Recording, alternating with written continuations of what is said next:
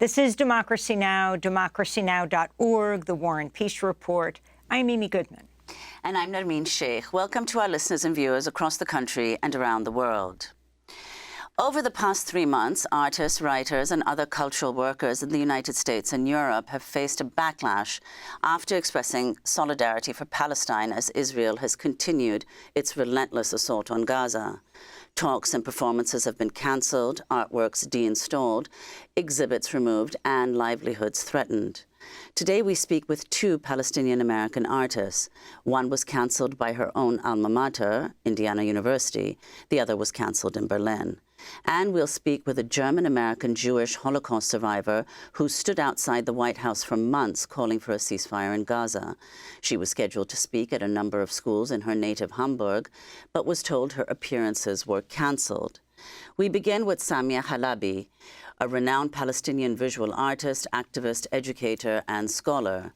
Samia Halaby's first U.S. retrospective, which had taken 3 years to organize, was abruptly cancelled by Indiana University's Ashkenazi Museum of Art over her criticism of Israel's bombardment of Gaza, which she's described as a genocide. Before we speak with Samia about what happened, let's turn to a short documentary about her life and work by Palestinian-Jordanian filmmaker Munir Atalla. This is Samia talking about moving with her family to the United States as a teenager from Palestine.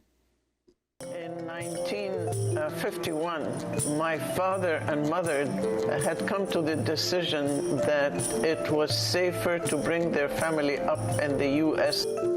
I did not want to come. I was 14 and it was to high school. I couldn't decide between the sciences. It was my mother who finally said, "You always loved art, why don't you study art?" I gained tenure at Indiana University and decided that really I wanted to be in New York, but it's hard to just pick up and have no money and come to New York, a city I don't know anybody or anything in. I moved in '76. I continued trying to get a gallery for years. It was total rejection. In this world, people don't see, if you're Palestinian, don't see what you make, they see you. And they don't like us Palestinians. This is another clip of Samia talking about the process of creating her art and how abstraction can result from a new way of seeing. I work on 2, 3, sometimes 4 or 5 paintings at the same time. When I enter to get going, then the paintings begin to permeate my consciousness. The paintings do not arise out of feelings. They arise out of thinking. And I'm very scientific in the way I think and plan. But when I do them, I trust my intuitions. Fulfilling every whim that comes along. Balancing back and forth between what I intuit is right and what I want to do. And which one wins is hard to tell. When a painting is going badly, I'm feeling badly, but not because my feeling is in the painting. I'm reacting to frustration. But when it's going well, I'm very happy because I've captured something I've wanted to capture. As I was saying about Palestine, something remains that I almost feel it with my hands. I can make it, I put it in a painting, but it's not a photographic image. It's what remains visually in memory is something palpable and real. What your iPhone or cell phone is telling you when you take a picture is only a teeny slice of what is in front of it when you take the picture. It's an image of a fragment of time of reality. But a new abstraction can result from a new way of seeing.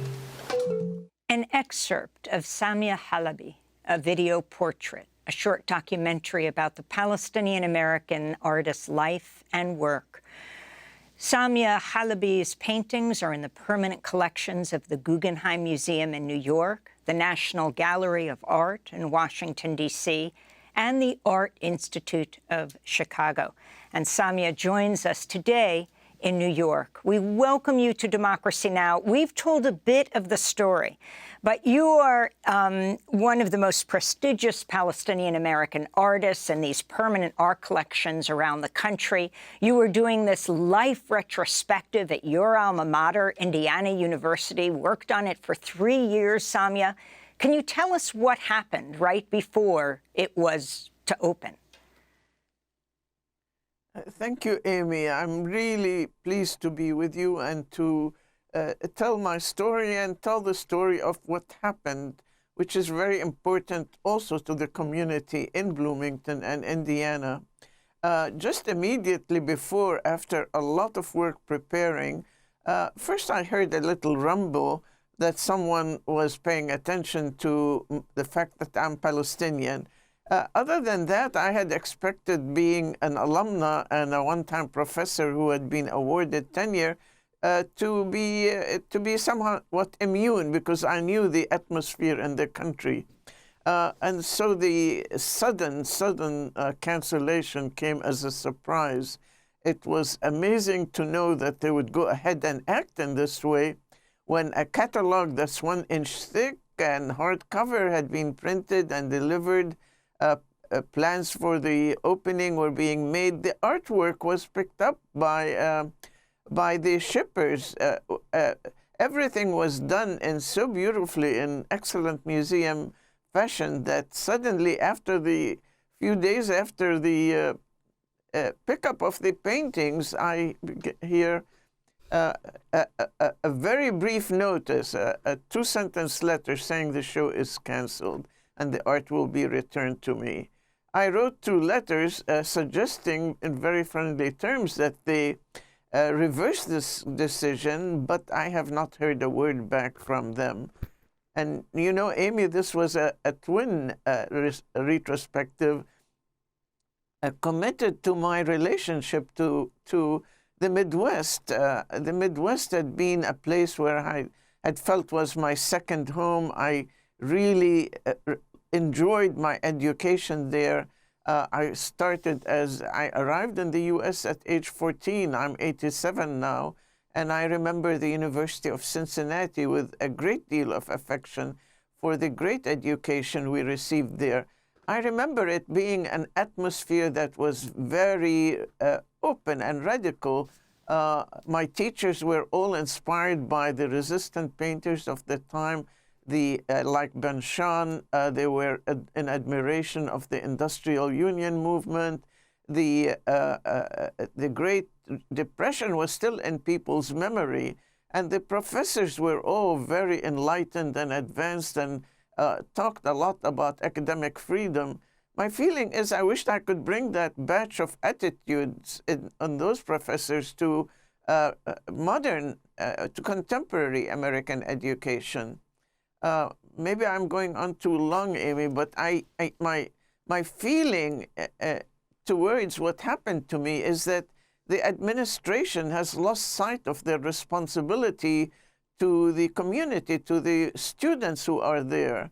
They're trying to stop students from moving forward with thinking, with their creative process politically. And they're being more responsible to pronouncements from the government and from threats, perhaps, from parts of the government, but not at all responsible.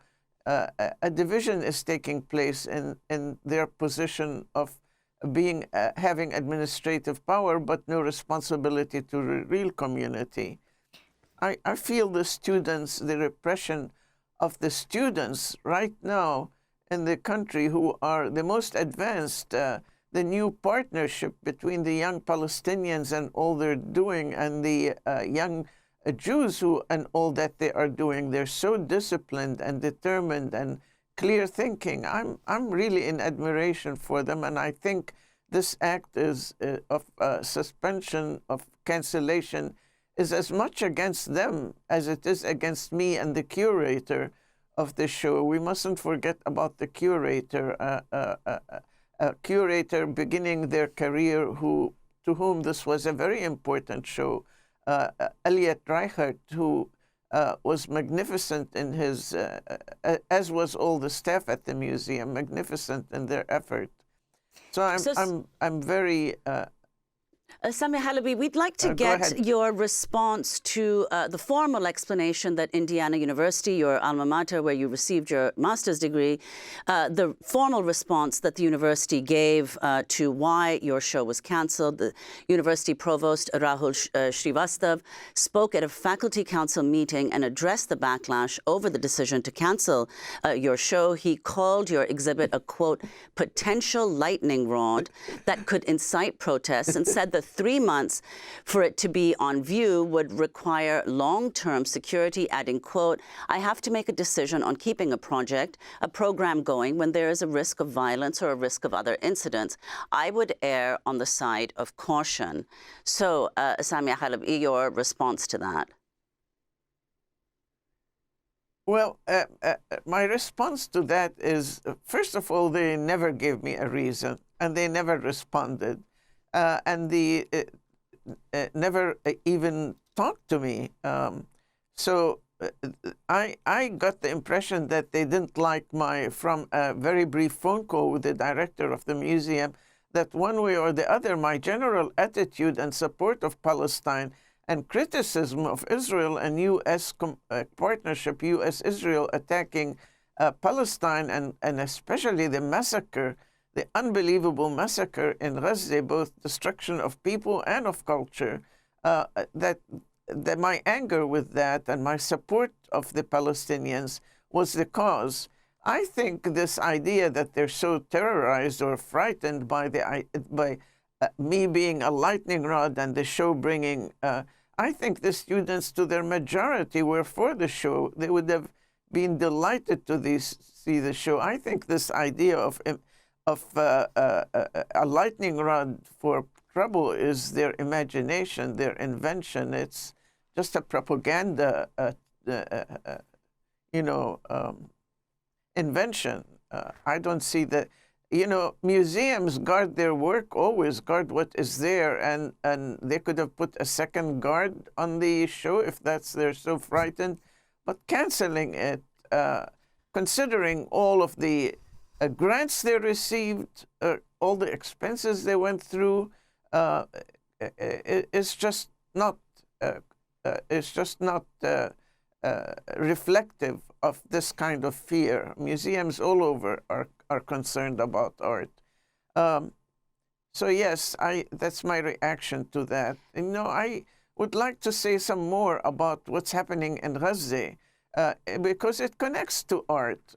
First of all, I do want to say that this is much larger than I am. There's suppression of students throughout the U.S. There's suppression of faculty. There's one faculty member at Indiana University who's been censured for